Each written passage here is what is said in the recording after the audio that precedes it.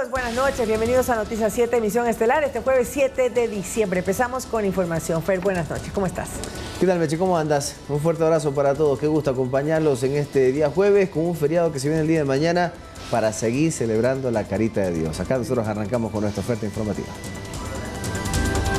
Fer.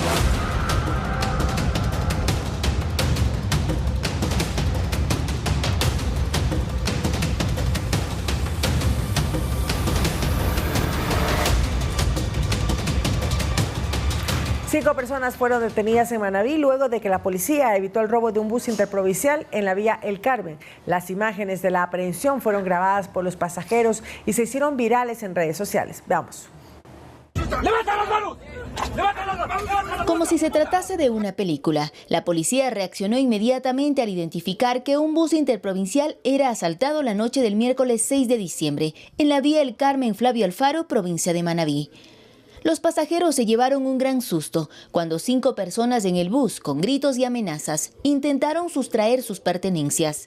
Acciones que fueron interrumpidas por la policía, pues ya los habían identificado desde el terminal terrestre del Carmen, mediante labores de investigación y perfilamiento. Que la Policía Judicial realice un seguimiento y en coordinación con la Fiscalía y procede a realizar este operativo en el cual se les encuentra en delito flagrante justamente a estos 5 individuos. Es así que mientras el bus se trasladaba normalmente, de manera estratégica fue detenido por los efectivos policiales, en el momento preciso en el que los sujetos se encontraban intimidando y asaltando a los pasajeros, quienes tenían previsto fugarse en un taxi. Tras detenerlos en delito flagrante, las autoridades informaron que los 5 detenidos eran integrantes de una organización delictiva. Estos individuos generalmente ingresaban o se subían a estas unidades de transporte masivo de personas en los terminales ya directamente, los cuales eran ya escoltados por un vehículo particular, en este caso un vehículo taxi, quienes de inmediato buscaban el lugar oportuno para comenzar a asaltar. Entre los aprehendidos hay un menor de edad y otras 2 personas ya contaban con antecedentes penales por robo. Las autoridades informaron que además entre los indicios aprendieron un taxi, un revólver de fabricación artesanal, 3 municiones, 7 teléfonos celulares y 2 armas blancas, mismos que fueron puestos a órdenes de la autoridad competente para las respectivas investigaciones. De su lado, la Cooperativa de Transporte también emitió un comunicado donde ratificó su compromiso continuo con la seguridad y bienestar de los usuarios. Además, se indicó que están agradecidos por la colaboración y el apoyo de las autoridades. Olga Velasco, Noticias 7.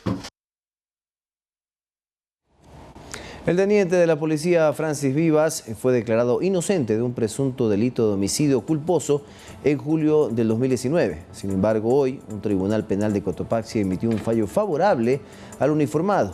En el proceso penal se comprobó que el oficial actuó en legítima defensa, pero ¿qué ocurrió ese día? El policía acudió al sector de La Maná por una riña durante unas festividades. En el lugar, 2 hombres habrían estado peleando. Uno de ellos tenía un cuchillo de 30 centímetros y tenía aliento a licor.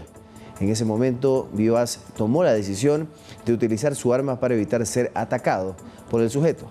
El Ministerio del Interior destacó este hecho y lo calificó como una importante sentencia a favor de los 58.000 policías que enfrentan a la delincuencia día a día.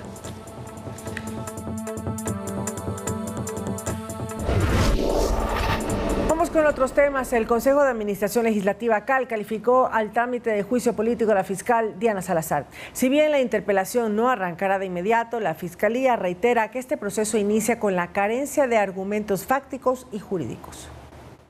El Consejo de Administración Legislativa calificó a trámite la solicitud de juicio político a la fiscal Diana Salazar, presentada por la bancada de la Revolución Ciudadana por el presunto delito de incumplimiento de funciones.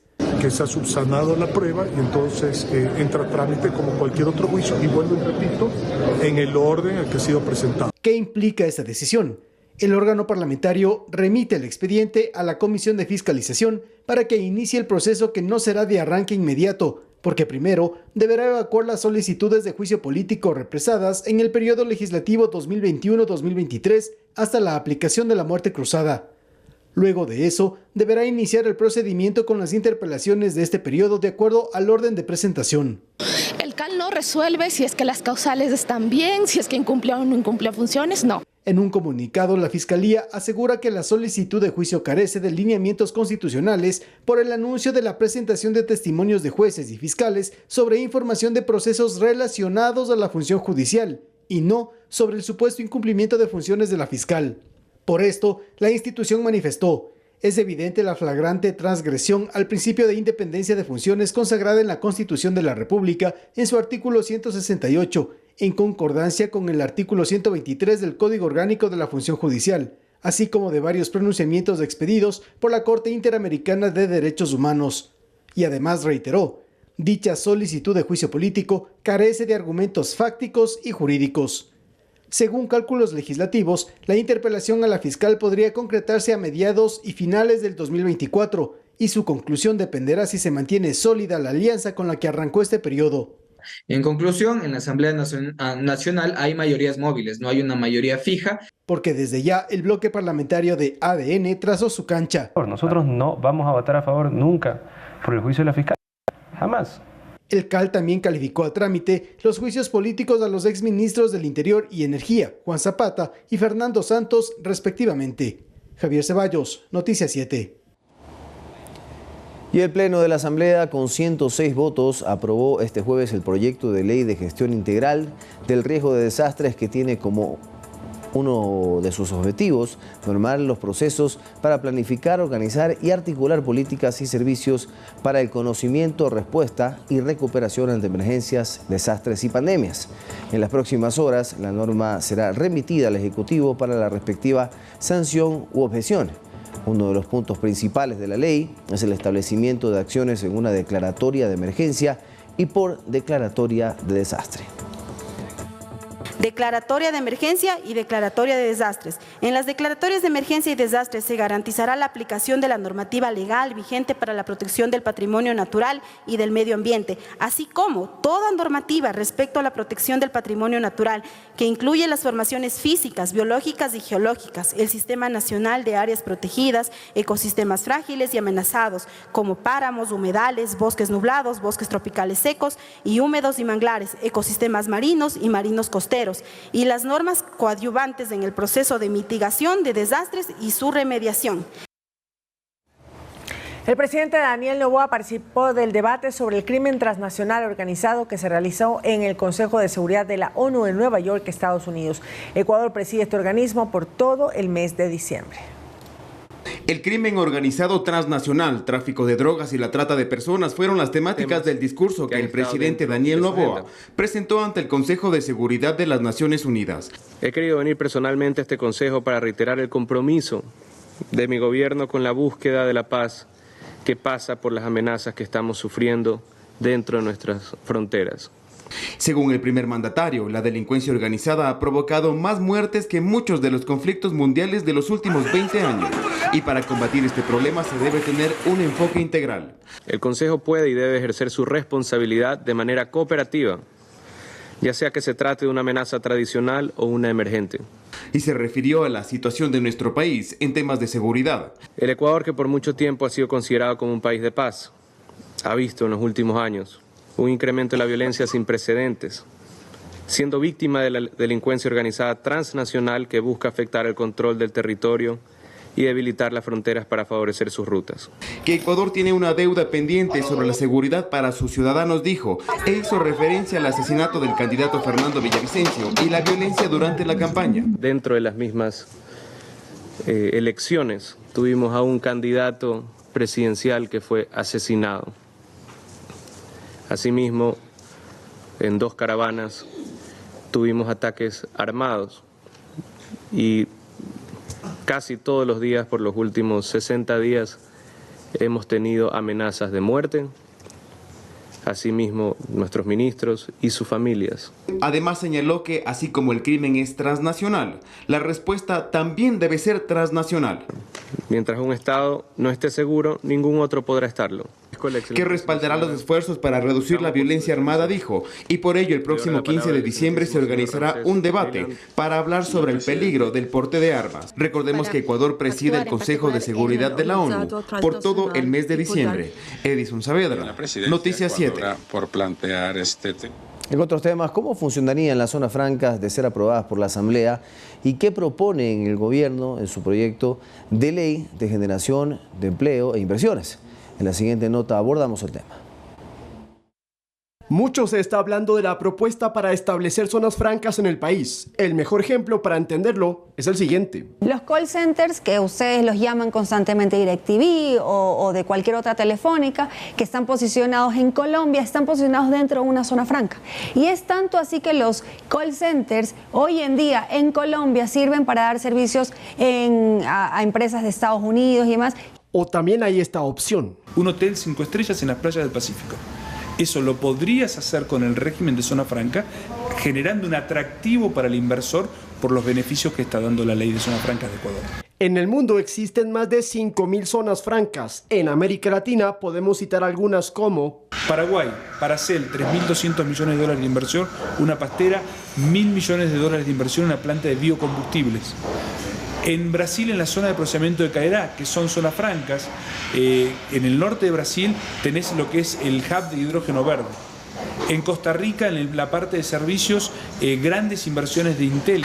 Para ello se necesitan empresas ancla. ¿Cuál fue la primera empresa que creyó en las zonas francas en China? Fue Motorola. Y el siguiente año tenías 40 empresas que le daban servicios a Motorola. Eso en cuanto a lo industrial, porque hay otras opciones. Si, por ejemplo, un proyecto de zona franca de energía solar necesita ponerse en un lugar específico porque tiene la captación del sol específica ahí, pues puede calificarse. El consultor externo Lisandro Ganuza aclara que los capitales no tienen que necesariamente ser extranjeros. Cuando hay algún detractor que te dice las zonas francas no funcionan, creo que está en los hechos. China era uno de los países más pobres del mundo y hoy es el 19% del PIB mundial y lo hizo y hoy tiene 2.500 zonas francas. Esto se traduciría en al menos 180.000 empleos directos y 500.000 indirectos en construcción, guardianía, mantenimiento de jardines, entre otros, ¿no? Y según estimaciones de otros países, como en Colombia, donde hay al menos 130 zonas francas, el 70% de la población aledaña trabajaría en estos espacios tributarios. Pero recordemos que la zona franca no es un régimen territorial, es decir, que puede ser tanto en un puerto como en la oficina de un edificio donde se asiente una compañía. Lautaro Andrade Castro, Noticias 7.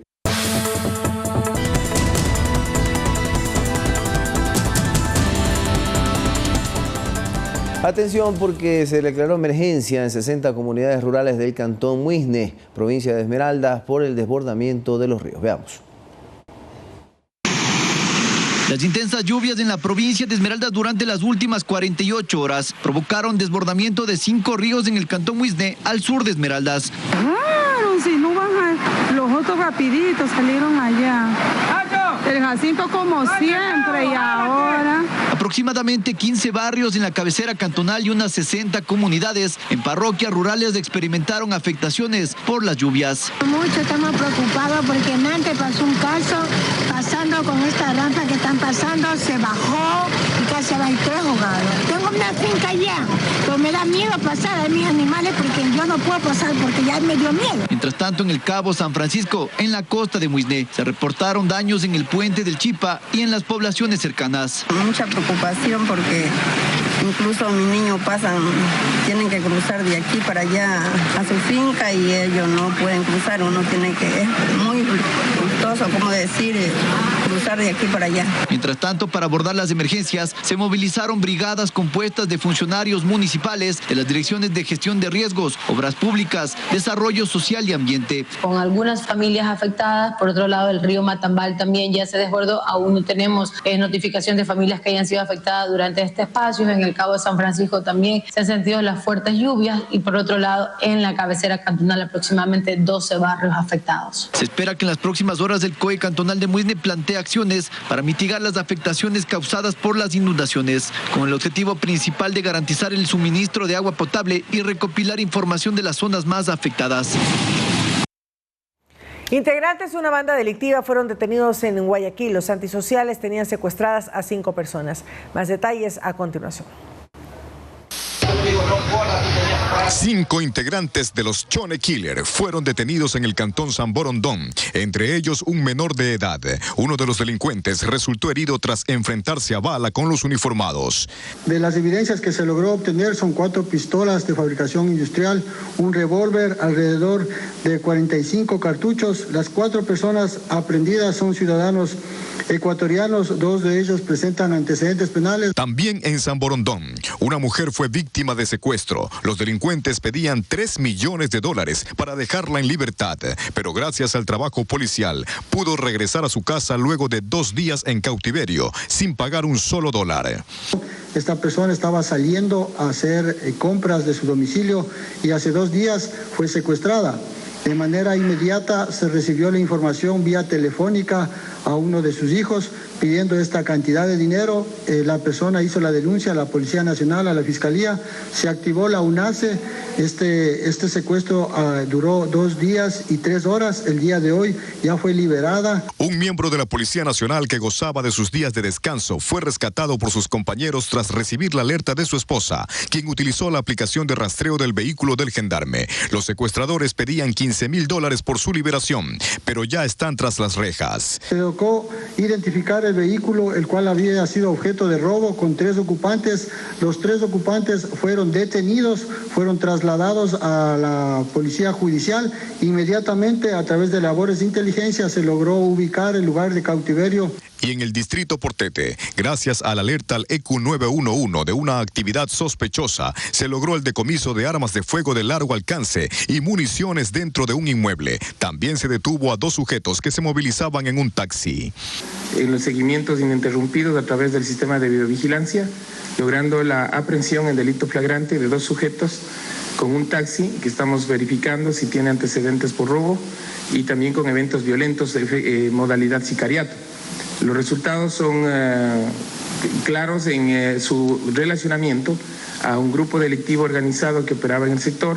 Y la tarde de este miércoles se detuvo a 2 hombres y una mujer que habrían participado en el secuestro de 3 personas en un camión con mercadería, quienes fueron trasladados al sector de El Limonal, junto a la autopista Narcisa de Jesús. El secuestro es un delito que va en aumento en la zona 8, pero el trabajo de la Policía Nacional es efectivo.